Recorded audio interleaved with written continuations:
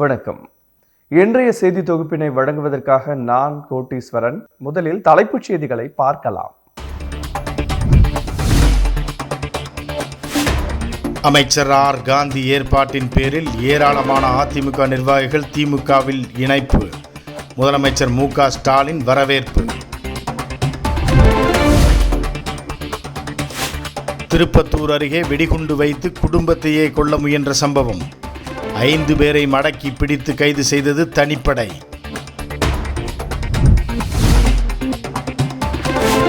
ஆம்பூரில் பூட்டை உடைத்து தங்கம், வெள்ளி, பணம் கொள்ளை. ஈமச்சடங்கு நடந்த வீட்டில் அட்டூழியம். சோளிங்கரில் விற்கப்படும் டாஸ்மாக் மது பாட்டில்களில் விலை குளறுபடி. மது பிரியர்கள் குழப்பம். இனி விரிவான செய்திகள். சென்னையில் அமைச்சர் ஆர் காந்தி ஏற்பாட்டின் பேரில் முதல்வர் மு.க. ஸ்டாலின் முன்னிலையில் அதிமுக நிர்வாகிகள் பலர் திமுகவில் இணைந்தனர். தமிழகம் முழுவதும் ஏராளமான அதிமுகவினர் மற்றும் பல்வேறு கட்சியினர் தங்கள் கட்சிகளில் இருந்து விலகி திமுகவில் இணைந்து வருகின்றனர்.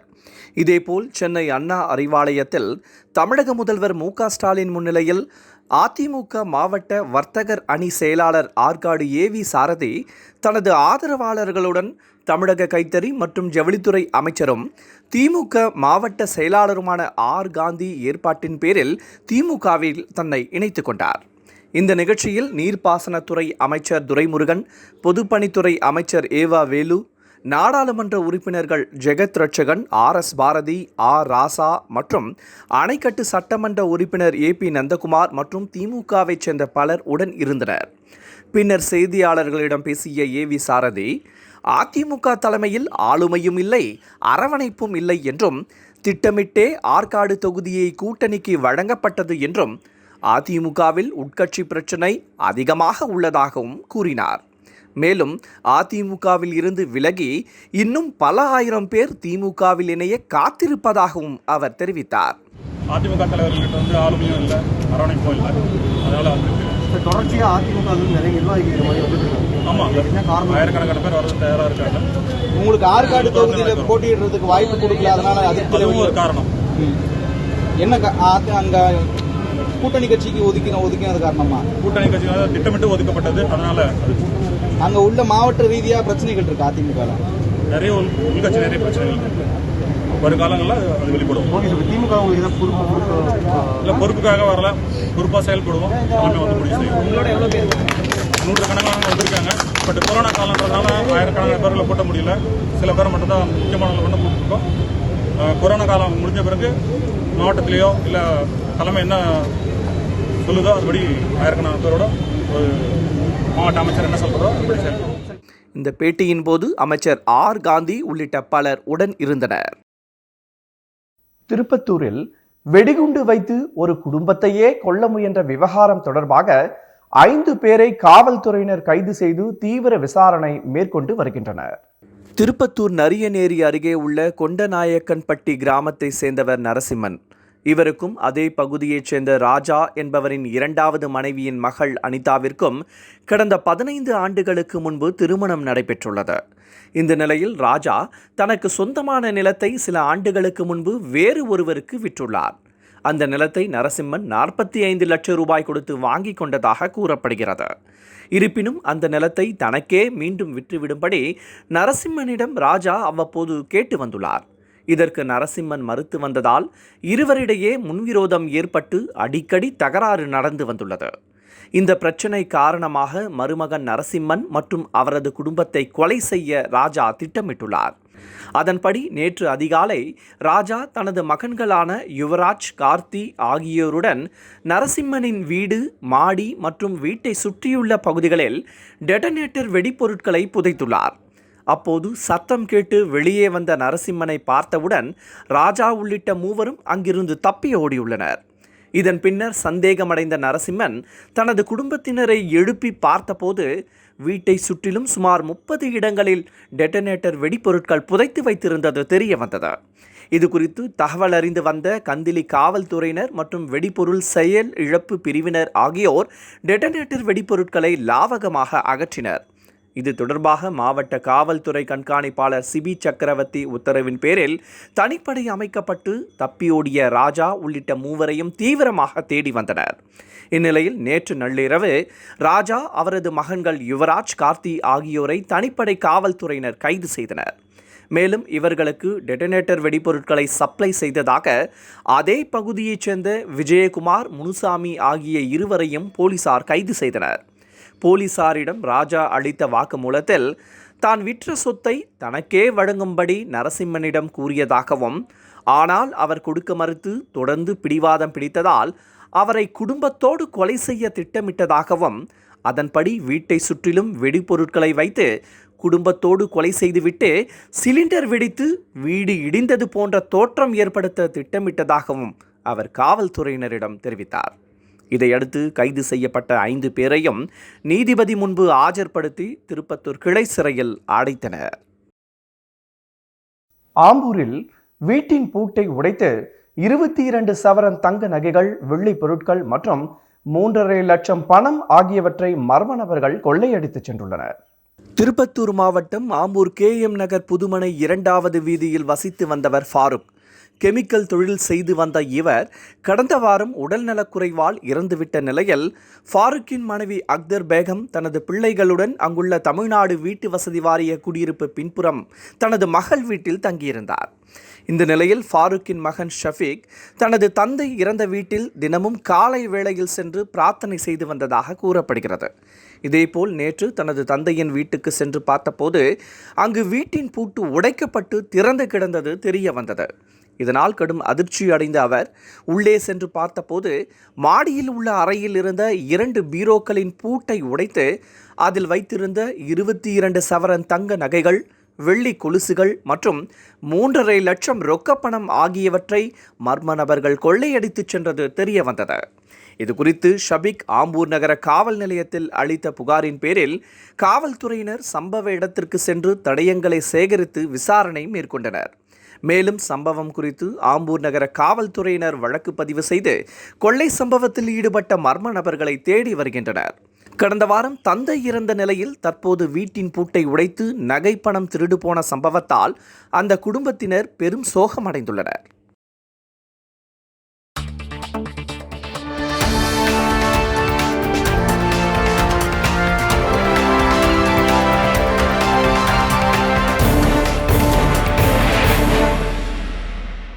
காட்பாடி ரயில் நிலையத்தில் கேட்பாரற்று கிடந்த பச்சிளம் பெண் குழந்தை மீட்கப்பட்டு காப்பகத்தில் ஒப்படைக்கப்பட்டது. காட்பாடி வழியாக வந்து கொண்டிருந்த ஜோலார்பேட்டையில் இருந்து அரக்கோணம் செல்லும் ரயிலில் பச்சிளம் பெண் குழந்தையொன்று கேட்பாரற்று அழுது கொண்டே வருவதாக ரயில்வே போலீசாருக்கு தகவல் கிடைத்தது. இதனை அடுத்து காவல்துறையினர் காட்பாடி பகுதிக்கு வந்த அந்த ரயிலில் ஏறி சோதனை செய்தனர். அப்போது ரயில் பெட்டியொன்றில் பிறந்து 3 நாட்களே ஆன பச்சிளம் பெண் குழந்தை இருப்பது தெரியவந்தது. உடனடியாக அந்த குழந்தையை மீட்ட ரயில்வே பாதுகாப்பு படையினர் வழக்கு பதிவு செய்து குழந்தையை யார் ரயிலில் விட்டுச் சென்றனர் என விசாரணை மேற்கொண்டு வருகின்றனர். மேலும் குழந்தைக்கு முதலுதவி சிகிச்சை அளிக்க வேலூர் அடுக்கும்பாறை அரசு மருத்துவக் கல்லூரி மருத்துவமனைக்கு அனுப்பி வைத்தனர். அதன் பின்னர் குழந்தையை திருப்பத்தூரில் உள்ள குழந்தைகள் காப்பகத்தில் ஒப்படைக்கப்பட்டது. வாணியம்பாடியில் குடிபோதையில் ஏற்பட்ட தகராறில் மனைவியை தாக்கிவிட்டு வீட்டை தீ வைத்து கொளுத்திய கணவனை காவல்துறையினர் தேடி வருகின்றனர். திருப்பத்தூர் மாவட்டம் வாணியம்பாடியை அடுத்த மேட்டுப்பாளையம் பகுதியைச் சேர்ந்தவர் சங்கர். கட்டிட மேஸ்திரியான இவருக்கு விஜயலட்சுமி என்ற மனைவி உள்ளார். இந்த நிலையில் மது போதையில் வீடு திரும்பும் சங்கருக்கும் அவரது மனைவி விஜயலட்சுமிக்கும் அடிக்கடி தகராறு ஏற்பட்டு வந்ததாக கூறப்படுகிறது. இதேபோல் நேற்று இரவு மது போதையில் வீடு திரும்பிய சங்கர் தனது மனைவியை ஆபாசமாக திட்டி தலையில் தாக்கியதாக தெரிகிறது. இதனால் சத்தம் கேட்டு வந்த அக்கம் பக்கத்தினர் காயமடைந்த விஜயலட்சுமியை மீட்டு வாணியம்பாடி அரசு மருத்துவமனைக்கு அழைத்துச் சென்றனர். ஆனால் அதற்குள் வீடு திரும்பிய சங்கர் தனது மனைவி மீதான ஆத்திரத்தில் வீட்டை தீ வைத்து கொளுத்தியதாக கூறப்படுகிறது. இது தொடர்பாக வாணியம்பாடி கிராமிய காவல் நிலையத்தில் புகார் அளிக்கப்பட்டது. இதன் பேரில் காவல்துறையினர் வழக்கு பதிவு செய்து மாயமான சங்கரை தேடி வருகின்றனர். மது போதையில் ஏற்பட்ட தகராறில் மனைவியை தாக்கிவிட்டு வீட்டை கொளுத்திய சம்பவம் அங்கு பரபரப்பை ஏற்படுத்தியுள்ளது. சிறிய இடைவெளிக்கு பிறகு செய்திகள் தொடரும்.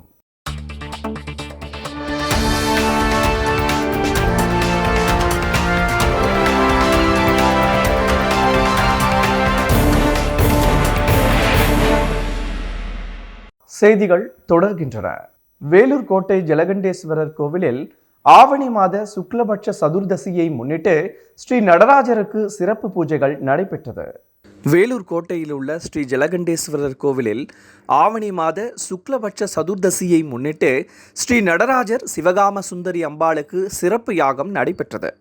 பின்னர் பால், தயிர், தேன், சந்தனம், கரும்புச்சாறு, விபூதி உள்ளிட்ட பல்வேறு வகையான பொருட்களை கொண்டு சிறப்பு அபிஷேகங்கள் செய்து வில்வ இலை மாலைகள் மற்றும் மலர் மாலைகளால் சிறப்பு அலங்காரங்கள் செய்து மகா தீபாராதனைகள் நடைபெற்றது.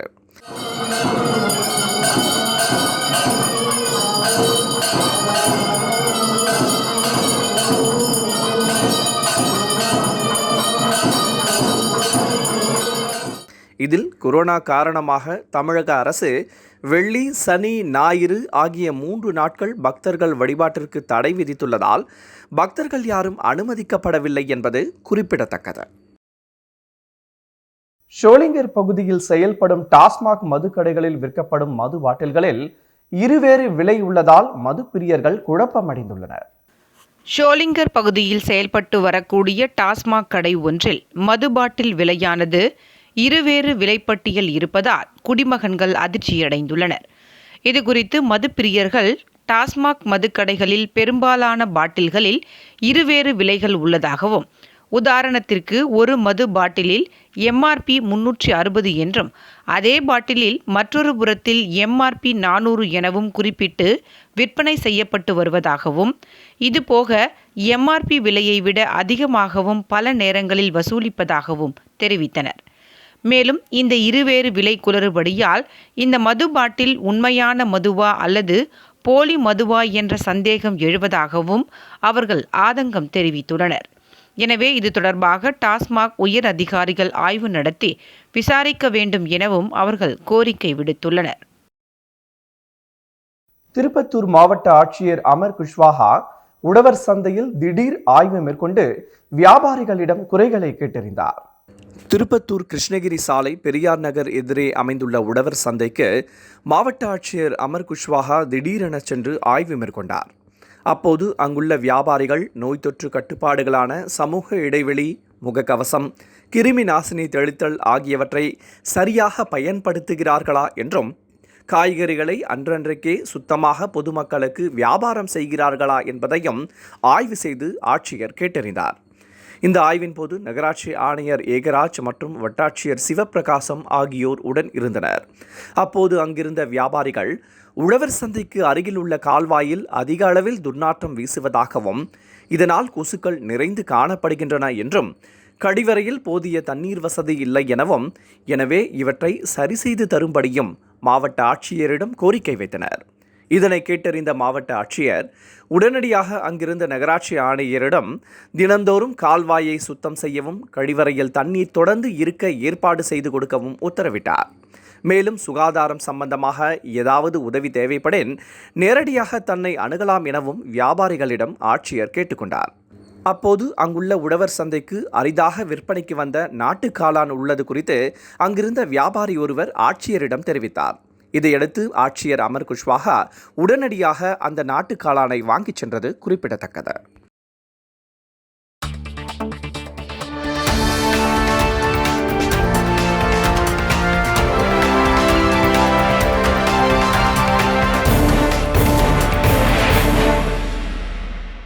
ஆவணி திருவோணத்தை முன்னிட்டு ஆற்காடு கங்காதீஸ்வரர் கோவிலில் சுவாமிக்கு சிறப்பு பூஜைகள் நடைபெற்றது. ராணிப்பேட்டை மாவட்டம் ஆற்காட்டில் உள்ள அருள்மிகு அன்னபூரணி சமேத ஸ்ரீ கங்காதீஸ்வரர் கோவிலில் அமைந்துள்ள நடராஜர் சன்னதியில் ஆவணி திருவோணத்தை முன்னிட்டு நடராஜருக்கு சிறப்பு அபிஷேகம் மற்றும் ஆராதனைகள் நடைபெற்றது. முன்னதாக பால், தயிர், மஞ்சள், சந்தனம், தேன், இளநீர், பன்னீர், பஞ்சாமிர்தம் உள்ளிட்ட பல்வேறு திரவியங்களால் சிறப்பு அபிஷேகம் நடைபெற்றது. இதனைத் தொடர்ந்து கலசாபிஷேகம் செய்யப்பட்டது. பின்னர் சுவாமிக்கு பூக்களால் சிறப்பு அலங்காரம் செய்யப்பட்டு பல்வேறு தீபாரத்திகள் காண்பிக்கப்பட்டது. இதில் ஏராளமான பக்தர்கள் கலந்து கொண்டு சுவாமி தரிசனம் செய்தனர். அரக்கோணத்தில் நடைபெற்ற பாமக ஒன்றிய குழு கூட்டத்தில் அக்கட்சியை சேர்ந்த ஏராளமான நிர்வாகிகள் கலந்து கொண்டனர். ராணிப்பேட்டை மாவட்டம் அரக்கோணத்தில் உள்ள பாமக அலுவலகத்தில் அரக்கோணம் சட்டமன்ற தொகுதிக்குட்பட்ட ஒன்றியங்களுக்கான கூட்டம் மாவட்ட துணைச் செயலாளர் ராமசாமி தலைமையில் நடைபெற்றது. இதில் பாமக மாநில துணை பொதுச் செயலாளர் சரவணன், மாவட்ட செயலாளர் கிருஷ்ணன், இளைஞரணி மாநில செயலாளர் தீனதயாளன் மற்றும் ஒன்றிய செயலாளர்கள் சங்கர், ஹரி, வெங்கடேசன், யோகராஜ் உள்ளிட்ட ஏராளமான பாமக நிர்வாகிகள் கலந்து கொண்டனர்.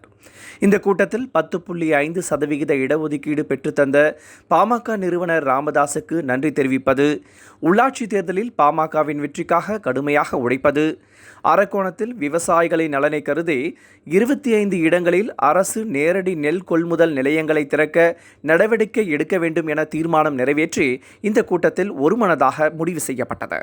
மேலும் செப்டம்பர் 17ஆம் தேதி கிராமங்கள் தோறும் பாமக கொடியேற்றி இனிப்புகள் வழங்கவும் தீர்மானிக்கப்பட்டது.